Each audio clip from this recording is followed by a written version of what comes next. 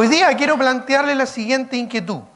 Si la palabra de Dios es tan importante, si la palabra del Señor es un regalo tan maravilloso, si la Escritura es algo tan importante, tan valioso, tan maravilloso y tan relevante que Dios nos dejó, ¿por qué muchos creyentes, por qué muchos cristianos no aman la palabra de Dios? ¿Por qué muchos no la leen? ¿Por qué muchos no la estudian? Siempre que he estado en distintos lugares compartiendo de la palabra del Señor, he hecho esta pregunta. ¿Cuántos creyentes que llevan probablemente más de un año en los caminos del Señor? A ver, levanten la mano todos los creyentes convertidos, genuinos, ¿verdad?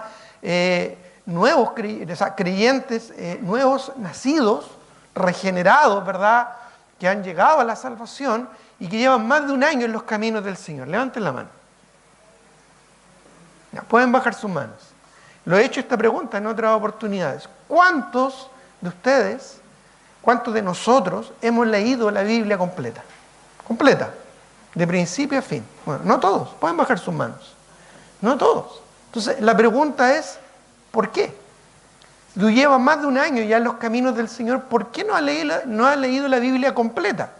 Quizás te has leído otros libros, quizás te has leído otras novelas, quizás de todo lo que has leído ya una enciclopedia completa.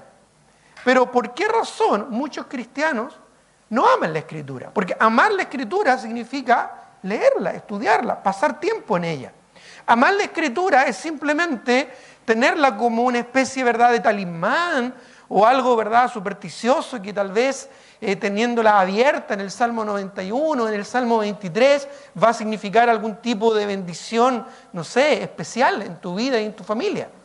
Amar la Escritura es vivir conforme a ella. Entonces, nuevamente, está esta pregunta. ¿Por qué muchos cristianos no la aman? No aman la Biblia. Miren lo que dice Juan, capítulo 6, versículo 35. Vayamos, por favor, y ahí va a estar en Juan, capítulo 6, nuestro texto esta mañana. Juan capítulo 6, el verso 35. Dice allí la palabra del Señor. Juan capítulo 6, versículo 35. Vamos a esperar que todos lleguen ahí. ¿Lo tienen? Juan 6, 35 dice, Jesús les dijo, yo soy el pan de vida. El que a mí viene nunca tendrá hambre, y el que en mí cree no tendrá sed jamás. Una vez más se los voy a leer. Jesús dijo, aquí el Señor Jesucristo está hablando, ¿verdad?, a sus seguidores y a sus discípulos, y les dice, yo soy el pan de vida. El que a mí viene no tendrá hambre, y el que en mí cree no tendrá sed jamás. Entonces, nuevamente, ¿por qué muchos cristianos no aman la palabra del Señor? No pasan tiempo en la palabra del Señor cada día. No la leen, no la estudian, no la memorizan. ¿Por qué es tan fácil para nosotros aprendernos, tal vez en nuestro trabajo, asuntos que consideramos importantes, números, estadísticas, nombres, aspectos, ¿verdad?, relevantes de nuestro trabajo, y no somos capaces de memorizar un versículo de la Biblia? Porque muchas veces somos capaces de, por mejorar, ¿verdad?, en nuestro trabajo o en nuestro aspecto personal, esforzarnos por sacar, ¿verdad?, un posgrado, esforzarnos por sacar quizás un estudio, esforzarnos, ¿verdad?, por mejorar en nuestra capacitación, pero no tomamos tiempo, si somos creyentes, si somos hijos del Señor, en estudiar la Escritura, en profundizar en la Escritura. ¿Será que estamos satisfechos con lo que este mundo nos ofrece? ¿Será que estamos ya satisfechos con lo que Dios nos da? Entonces, nuevamente la pregunta, ¿por qué muchos cristianos no aman la palabra del Señor? No aman la Escritura. Porque amar la Escritura, uno es algo que tiene que demostrar en hechos concretos. En realmente que ella signifique un placer para tu vida. Para muchos creyentes incluso llega a ser un hábito, pero no un hábito que realmente el creyente disfruta. A veces es un compromiso, o en algunos casos, ¿verdad?, es un hábito que ya lo tenemos tan arraigado que lo hacemos de manera natural, mecánica, pero realmente no es un deleite o un placer pasar tiempo en la Escritura. La palabra de Dios nos declara, ¿verdad?, que debemos amarla, que debemos realmente enraizarnos en ella. Incluso la Escritura dice: more en abundancia la palabra de Dios en vuestros corazones. Por lo tanto, ¿realmente estamos amando la palabra del Señor si es que somos cristianos? Bueno, quizás la respuesta a esta pregunta la vamos a encontrar acá en Juan capítulo 6. Aquí en este contexto, ¿verdad?, está el Señor Jesucristo haciendo cosas impactantes a vista de sus seguidores, a vista incluso de sus enemigos y por supuesto de sus discípulos. Y quizás aquí vamos a encontrar la respuesta de por qué muchos cristianos no aman la Biblia. Quizás, en primer lugar, podemos decir que es porque estamos más interesados en satisfacernos con otras cosas temporales de este mundo que es la palabra de Dios. Quizás nuestro trabajo, quizás nuestros hijos, nuestros estudios, nuestros proyectos, nuestros bienes son más importantes que Dios y su palabra. Aún entendiendo que nuestra ciudadanía no está aquí en la tierra, está en los cielos.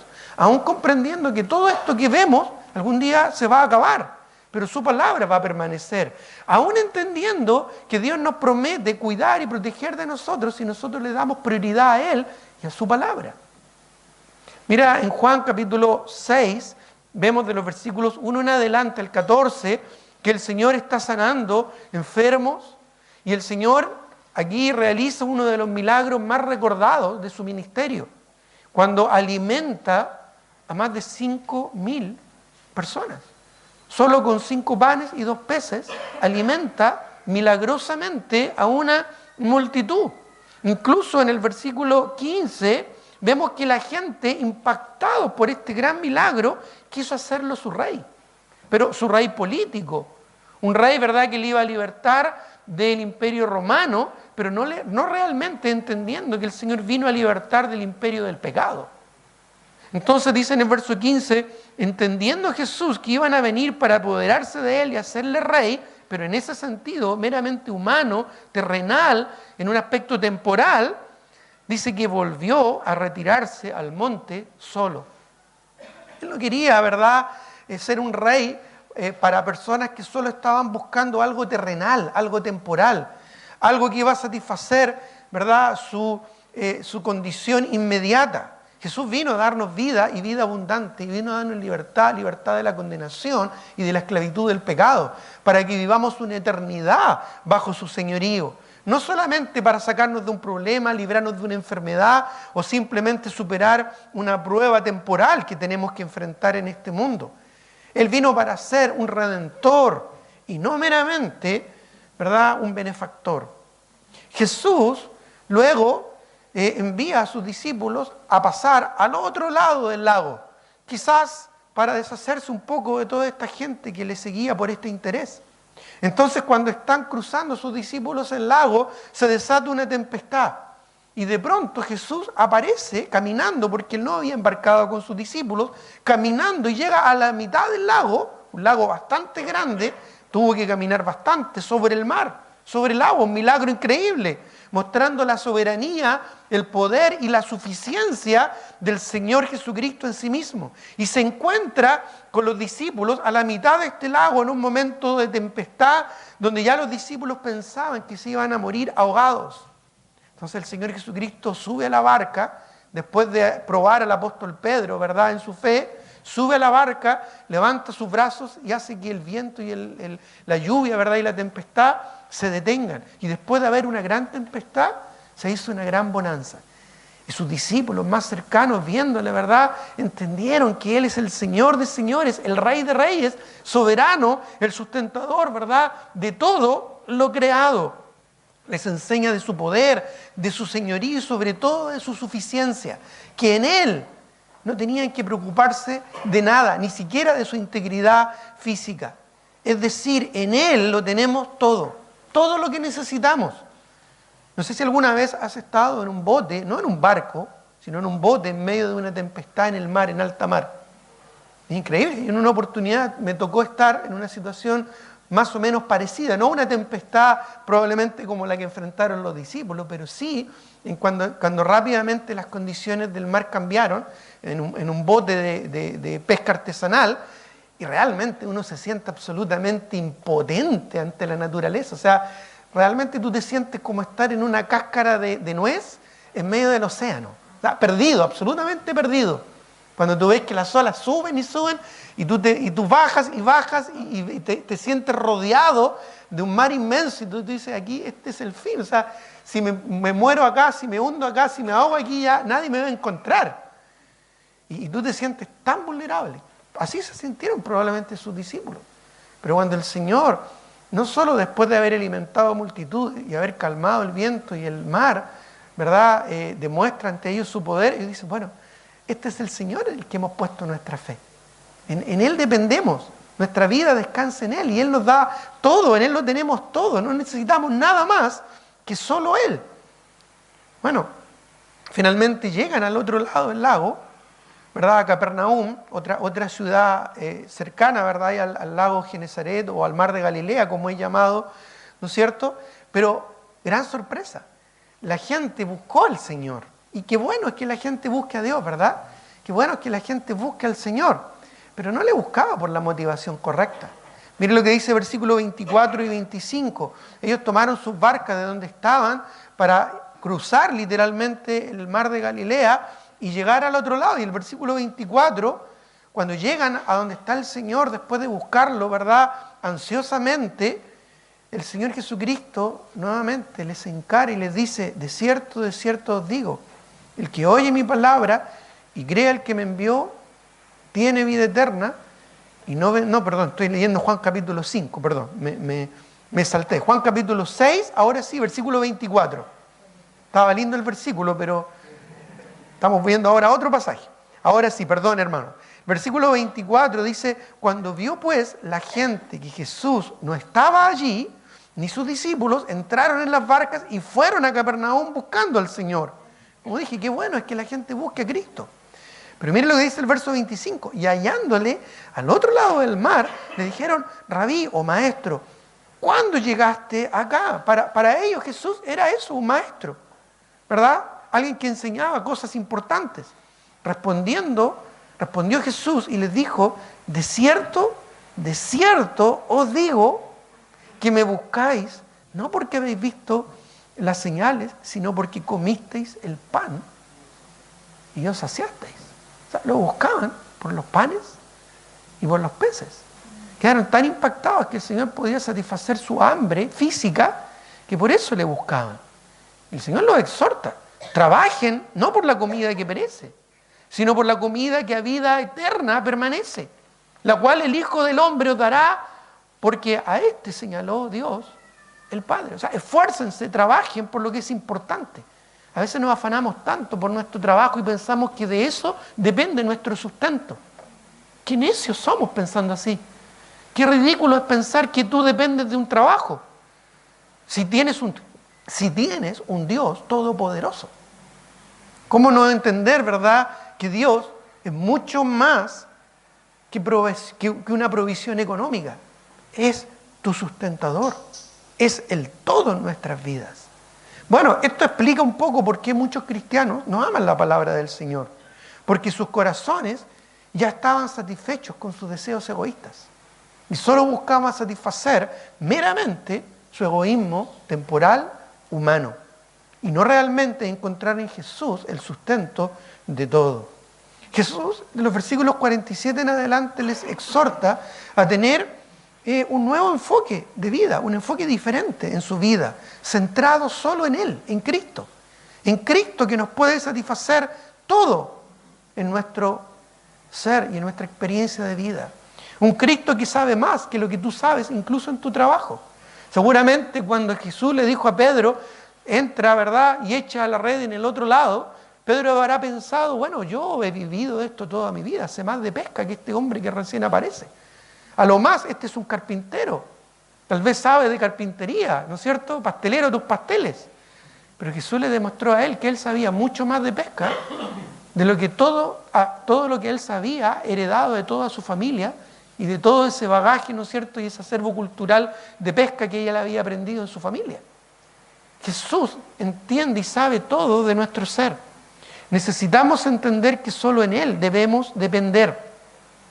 Muchos de sus seguidores, ¿verdad?, dijeron, dura es esta palabra, no la podemos oír. ¿Cómo esto que Él nos va a satisfacer por completo? Porque Él les explicó, coman de mí, yo soy el pan de vida. Yo puedo satisfacer más que su hambre física, su hambre espiritual. Pero ellos no entendían. Para ellos era una palabra dura, difícil. ¿Cómo es eso? Como muchos creyentes escépticos hoy en día. Sí, es posible ser un creyente escéptico. Un cristiano que no entiende que si busca primero el reino de Dios y su justicia, todo lo demás va a ser añadido. Que no comprende que solo en Cristo podemos satisfacer todo nuestro ser, porque quizás no está dispuesto realmente a entregarse a su señorío. Quizás es como uno de sus seguidores. Había muchos seguidores de Cristo, pero pocos verdaderamente eran sus discípulos, que realmente entendían y aprendían y sabían satisfacerse en Él, y no meramente en las cosas temporales. Así que cuando Jesús les exhorta a tener este nuevo enfoque de vida, muchos de sus discípulos, ¿verdad?, ya perdieron interés en seguir a Cristo más de cerca. Miren lo que dice el verso 66.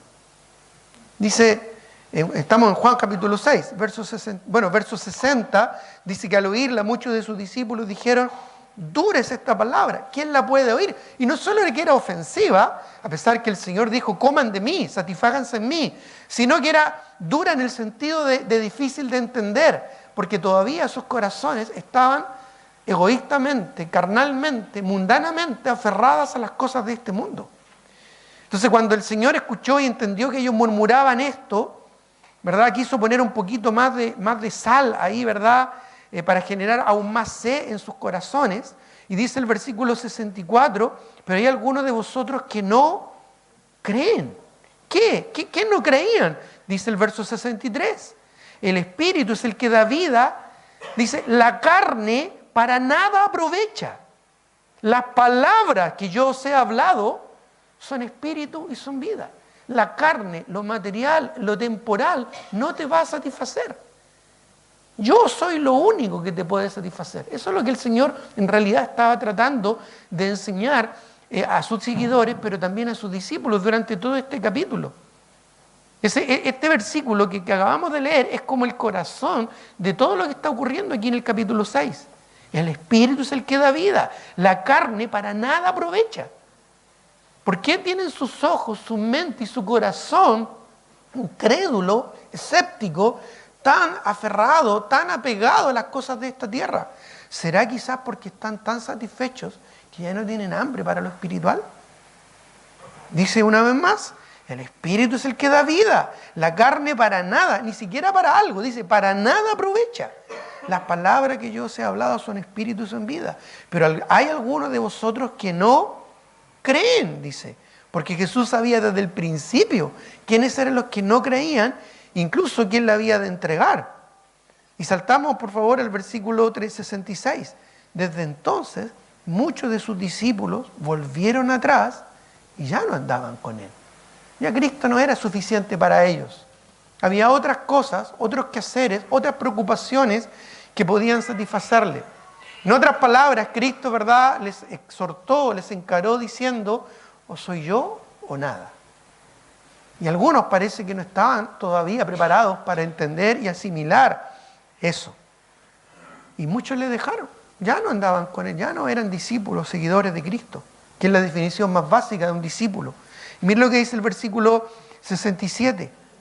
Dijo entonces Jesús a los 12. ¿Quién eran los 12? Bueno, los más cercanos, los más directos, ¿verdad?, en su relación con Él. Y aquí, ¿qué hace el Señor? Los pone a prueba. Así como muchas veces nos pone a nosotros también a prueba, ¿verdad? Entonces Jesús pone a prueba la lealtad de sus discípulos más cercanos para escudriñar el corazón de ellos y revelar si realmente ellos estaban encontrando en Él verdadera satisfacción.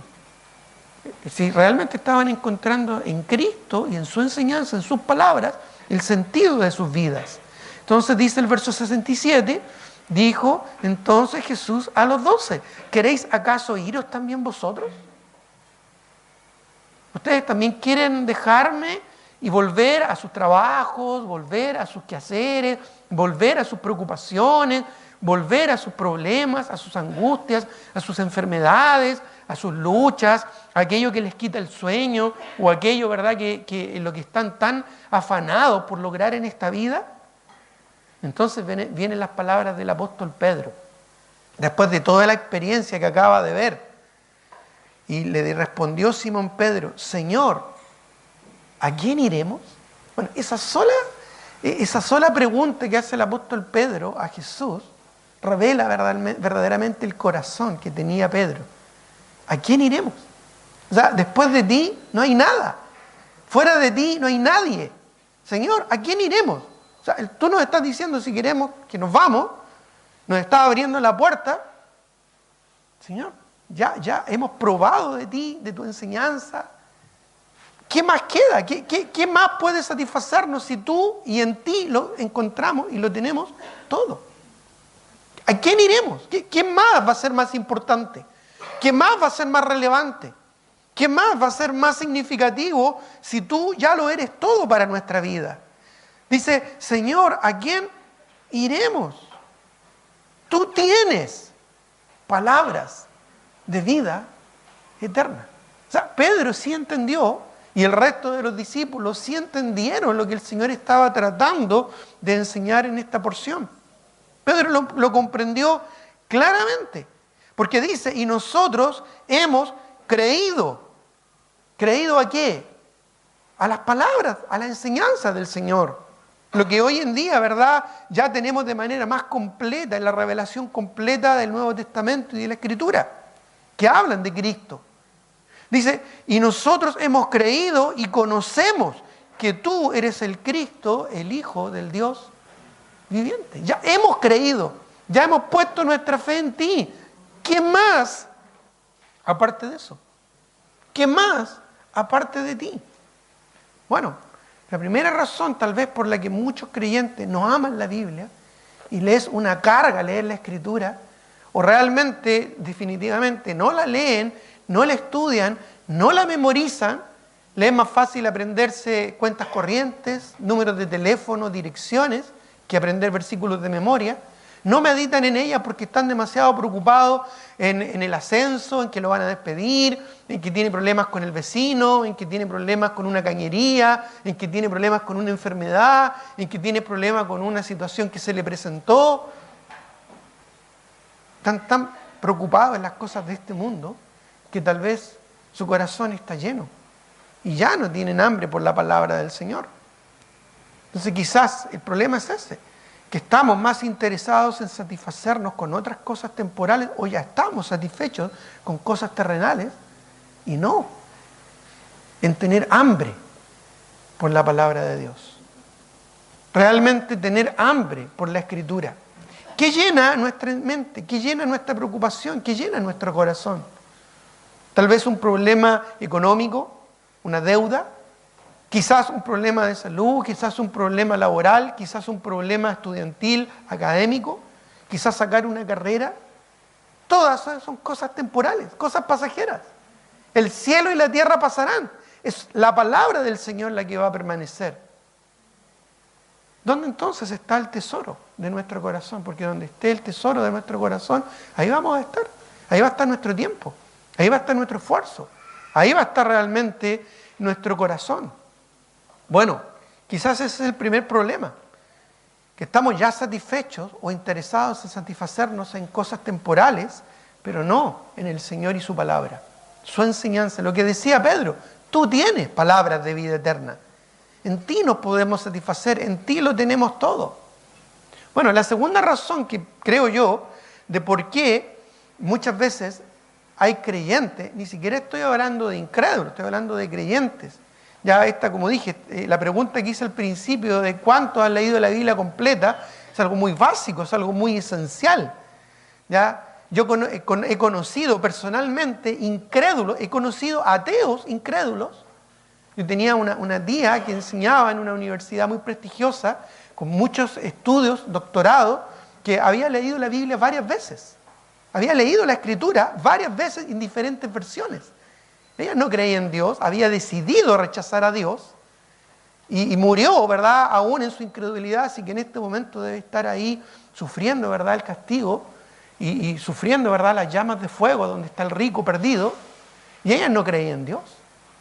Y ella había probablemente leído la Biblia, siendo una atea, más veces que muchos cristianos hoy en día en las iglesias.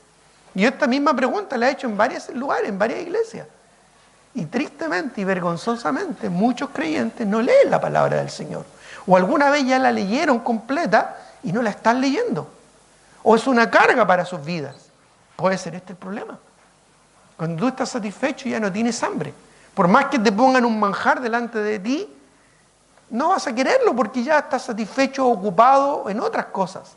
Tu corazón ya está enfocado en otras cosas y no en la palabra del Señor.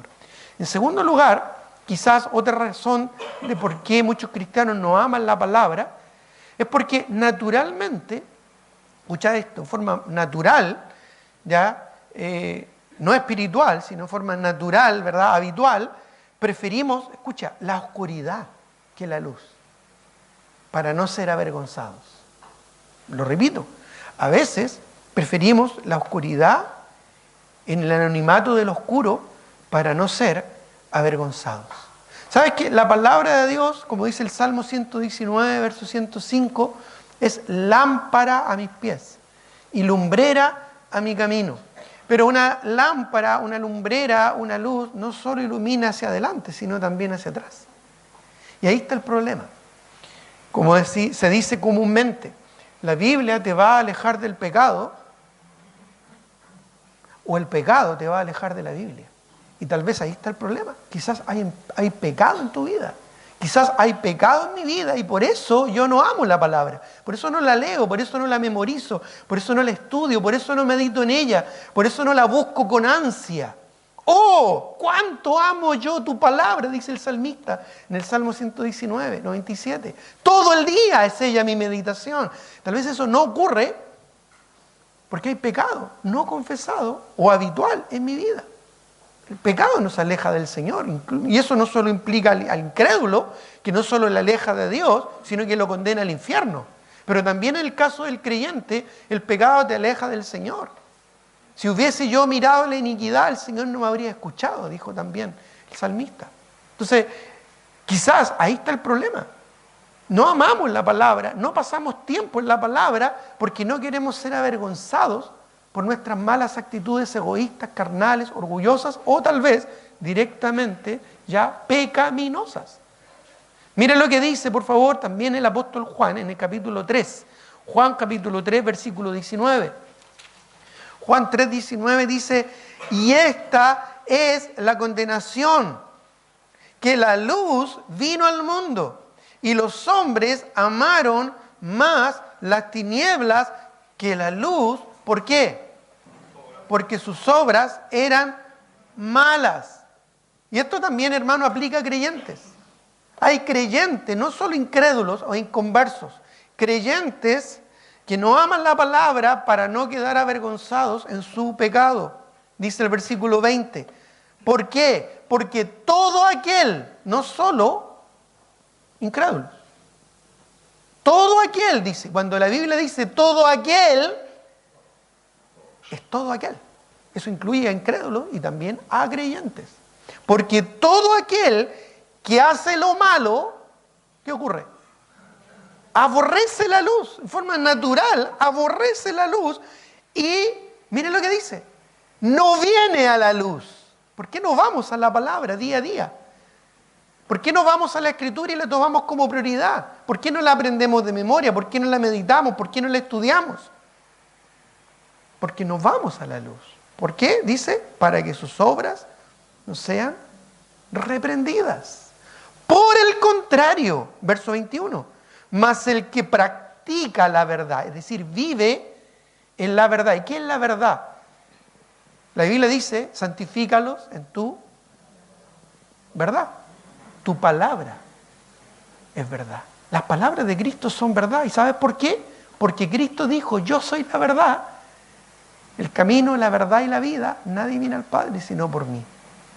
Dice, mas el que practica la verdad, mira lo que dice, viene a la luz para que sea manifestado que sus obras son hechas en Dios. Importante, no en el hombre, no en la carne, sino en Dios. Cuando nuestras obras y nuestra vida está en el Señor y en su Espíritu, cuando andamos en el Espíritu y damos fe y damos fruto de aquello, la palabra, ¿verdad?, nos recompensa. Y es por eso, ¿verdad?, que llegamos a amarla, llegamos a apreciarla. Cuando la palabra nos satisface, cuando la palabra nos regocija, cuando la palabra del Señor, ¿verdad?, nos llena. Tuve el privilegio de estar esta semana en una conferencia que llegué rebosante de gozo realmente. Le decía a mi esposa, hace rato que no iba a unas conferencias.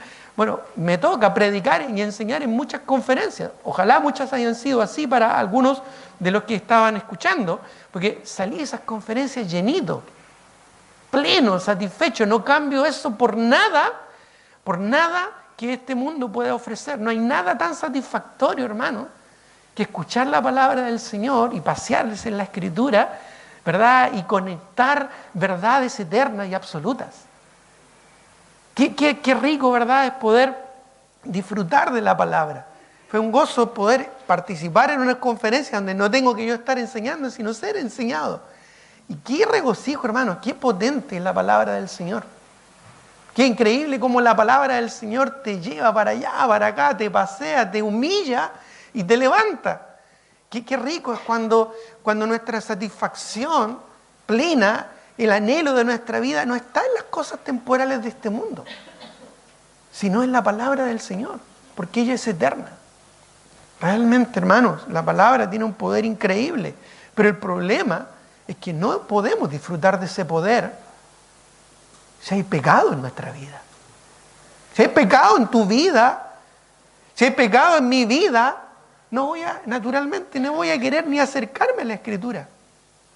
Es más, ella me va a hacer una carga. Como a veces digo, así como abro la Escritura, voy a abrir mi boca para bostezar. Porque realmente en lo interno, en la esencia de mi propia vida, no siento que la palabra del Señor realmente me satisfaga, porque ya estoy satisfecho en otras cosas. Qué triste, hermano, qué penoso, que teniendo un tesoro eterno, que es la palabra del Señor, es eso, es un tesoro eterno, no lo disfrutamos. Es como vivir de mendigo teniendo toda la riqueza. Tenía otra tía, ¿verdad?, que vivía, todavía le recuerdo, ¿verdad?, vivía en una forma de pobreza triste y penosa, pero ella tenía mucho dinero. Pero literalmente, de apretada, no usaba ese dinero. Increíble. Hay gente así en este mundo. ¿Conoces a alguien así? Qué penoso, qué triste. Bueno, qué triste como muchos creyentes, teniendo un tesoro, teniendo aquí, ¿verdad?, un tesoro, no es valorado.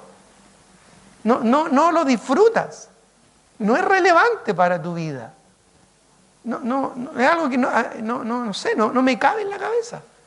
Pero puede ser, quizás porque estamos satisfechos en cosas temporales o porque ya realmente hay pecado en nuestro corazón. Efesios capítulo 5, versículo 1 en adelante. Efesios capítulo 5. Ya vemos en Juan, ¿verdad?, que el problema quizás es ese, que no vamos a la luz porque nuestras obras son malas. En Efesios 5, Pablo, exhortando a los creyentes de esta iglesia, les dice: sed pues imitadores de Dios como hijos amados.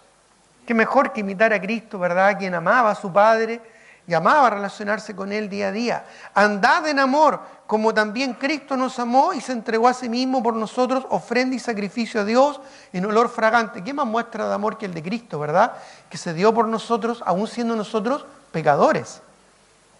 Pero fornicación y toda inmundicia o avaricia, ni aun se nombre entre vosotros como conviene a santos. El pecado, hermanos, corrompe. Dice, ni palabras deshonestas, ni necedades, ni truhanerías, que no convienen, sino antes bien acciones de gracia. Porque sabéis esto, que ningún fornicario o inmundo o avaro que es idólatra tiene herencia en el reino de Cristo y de Dios. Nadie os engañe con palabras vanas, porque por estas cosas viene la ira de Dios sobre los hijos de desobediencia. No seáis pues partícipes con ellos. O sea, no practiquemos el pecado, lo que está diciendo. No practiquemos el pecado, ya hemos sido rescatados de esa vana y pasada manera de vivir.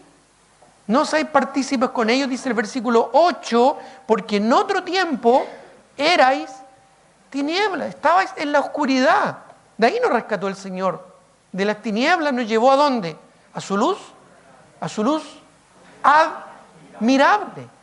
Que a veces no admiramos esa luz porque queremos mantenernos en nuestra vida de pecado. Mas ahora soy luz en el Señor. Andad como hijos de luz. Y la luz es la palabra que nos ilumina. Porque el fruto del Espíritu es en toda bondad, justicia y verdad, comprobando lo que es agradable al Señor. Me gusta esa palabra, también es usada en Romanos. Cuando dice, para que comprobéis cuál sea la buena voluntad de Dios, agradable y perfecta. Porque esa palabra, comprobar, implica ponerla en práctica, vivirla. Tú no puedes comprobar si Dios te va a bendecir y te va a sustentar económicamente si primero no tienes un corazón generoso. Eso es algo que tienes que probarlo. Probadme ahora en esto, dice el Señor. Si no, derramaré bendición sobre vosotros hasta que sobreabunde, abriendo las ventanas de los cielos. Hay que comprobarlo, comprobando lo que es agradable al Señor. No es solo saberlo. Puede que tú sepas de la Biblia, y al saber cosas de la Biblia, sabes lo que a Dios le agrada, pero no es lo mismo que comprobarlo. Puedes saberlo aquí, pero no comprobarlo acá. ¿Qué saca con saber cosas de Dios si no estás dispuestos a vivirlo? ¿Qué sacas con saber todo lo que contiene un pastel, todo su contenido, ¿verdad?, proteico, su dulzura, la forma de preparación, si no te lo comes? Qué ridículo, ¿verdad? Bueno, así es muchos creyentes. Saben la verdad revelada de Dios en su palabra, pero no se la comen. No se satisfacen en ella, no la buscan porque o están satisfechos o porque sus obras son malas. Hay que comprobarlo. Dice el verso 11, y no participéis en las obras infructuosas de las tinieblas, sino más bien reprendedlas. Muchos creyentes incluso se jactan o se ríen de las cosas mundanas de esta tierra, siendo que es algo que deberíamos repeler, algo que naturalmente deberíamos alejarnos, porque la misma palabra del Señor nos aleja del pecado, o el pecado nos aleja de la Escritura. Es como un imán, ¿verdad?, contrapuesto, donde su otro polo, ¿verdad?, lo rechaza. Ha tratado de juntar dos imanes que se rechazan. El mismo, ¿verdad?, polo no es lo opuesto, sino que el mismo, ¿qué pasa? Naturalmente, dice el artículo,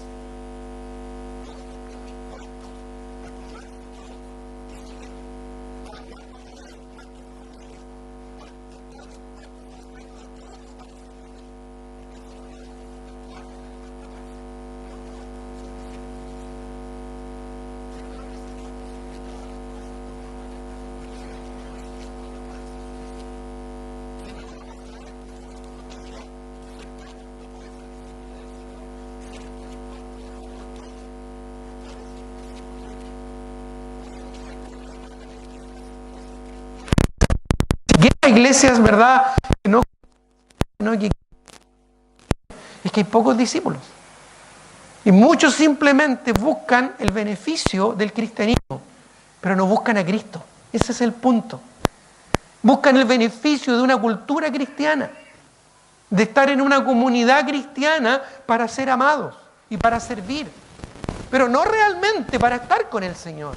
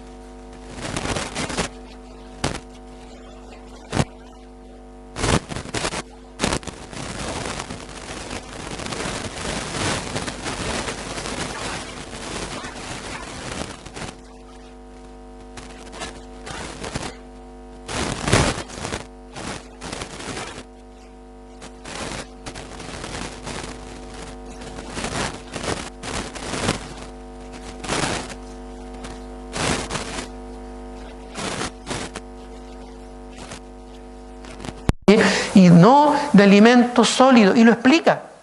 Y todo aquel que participa de la leche es inexperto en la palabra de justicia porque es niño.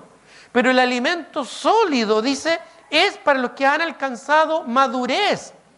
Dice, para los que por el uso, ¿captan la idea? Uso, entenderla, practicarla, vivirla, usarla, comprobarla. Los que por el uso tienen los sentidos ejercitados. O sea, habitualmente viven la palabra, ejercitados en el discernimiento del bien y del mal. Si realmente amáramos la palabra, fíjate, no necesitaríamos tantos consejos. No cometeríamos tantos errores. No fracasaríamos tanto en nuestras relaciones, en nuestras decisiones y en nuestra condición, porque tendríamos la palabra del Señor que nos guía, nos satisface y nos conduce por la sabiduría que viene de lo alto, no la terrenal diabólica que viene de este mundo. Entonces, quizás ahí está el problema. No amamos la palabra porque no hemos decidido ser verdaderos discípulos. Y finalmente, y tal vez lo peor de todo, quizás si no amas la Biblia, si no pasas tiempo en ella, si realmente la Biblia no te resulta algo que satisface lo más profundo de tu ser, si realmente la Biblia no es más que para ti un elemento secundario, religioso, si realmente no amas la palabra al punto de satisfacerte en ella, de donde todo el día es ella tu meditación, donde realmente quieres pasar, espera el momento, el tiempo para ir a la Escritura, aprovechas cada oportunidad que tienes de profundizar en ella. Si eso tú no le das valor, no le das importancia, si no amas la Escritura, quizás no solo es porque estás satisfecho en cosas temporales, no solo quizás es porque prefieres la oscuridad que la luz para que tu pecado no sea revelado y quedar en evidencia. O quizás porque no has decidido ser un verdadero discípulo. Quizás si no amas la Biblia es porque definitivamente no has sido regenerado. No has nacido de nuevo. No has llegado a ser un hijo o una hija de Dios. Quizás crees que eres un hijo o una hija de Dios, pero no lo eres. Porque tu vida no se ha convertido a Cristo. Vives una religión, pero no una relación personal, real y cercana con el Señor. Primera de Pedro, capítulo 2, versículo 2, dice, desead como niños recién nacidos la leche espiritual, no adulterada, no mezclada con agua o corrompida, y eso es lo que ofrece el mundo hoy en día, una lectura fácil de la Escritura, una devoción fácil de la palabra del Señor, un devocional con buenos pensamientos, emotivos, de superación y de autoestima, pero nada más que eso. Eso es lo que ofrece el mundo.